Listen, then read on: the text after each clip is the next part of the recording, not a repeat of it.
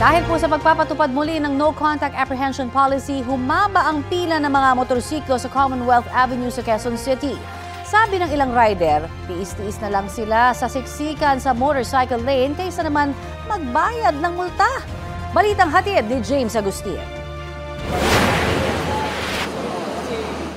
Araw ang ruta na ng motorcycle taxi rider na si Mark ang Commonwealth Avenue sa Quezon City. Sa pagbabalik ng No Contact Apprehension Policy o NCAP kahapon, ramdam daw nila ang pagbagal ng usad sa motorcycle lane.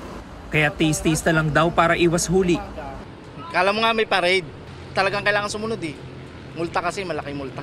Hindi katulad dati na nung nawala yung NCAP, pwede kang magmadali eh. Pwede kang kahit saan, di ba? Pwede ka sa bike lane. Ngayon may NCAP, talagang obligado ka sumunod. Tsaka maganda na rin yun, at least, di ba? Nasusunod yung batas. Ang motorcycle rider na si Paulo mag-a-adjust na raw ng oras ng kanyang biyahe para hindi malate sa trabaho. Heavy gat traffic daw kasi ang naranasan niya kahapon.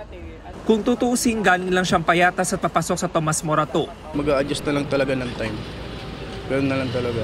Para hindi na rin maipit sa traffic, kaagaan na lang din talaga. Ganun na lang. Kasi hirap na, tulad nung kahapon, ang dami ng pila. Kala mo may motorcade eh. Ganyan din ang diskarte ni Ian na bumabiyahe pa mula Camarines sa Caloocan, papasok sa kanyang trabaho sa Quezon City. Aagahan na lang siguro sa paggising para hindi malate sa pagpasok. Ano lang naman eh, kasi siyempre medyo mabagal yung daloy ng traffic ko. Susunod lang din naman tayo sa sa NCAP. Agahan na lang siguro natin para hindi malate. Para naman kay Bernard, konting sakripisyo lang daw ang mahabang pila sa motorcycle lane, lalo na kapag rush hour kaysa matikitan.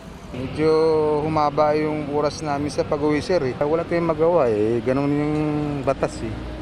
Tanggapin na lang natin. Konting tiis na lang. Kasama ang Commonwealth Avenue sa mga pangunahing kalsada sa Metro Manila na ipinatutupad ang NCAP ng MMDA. Ayon sa MMDA, nasa 327 na kamera naka-install para i-monitor ang galaw ng mga motorista. May tatao pa rin daw ng mga traffic enforcers sa mga lugar na walang kamera.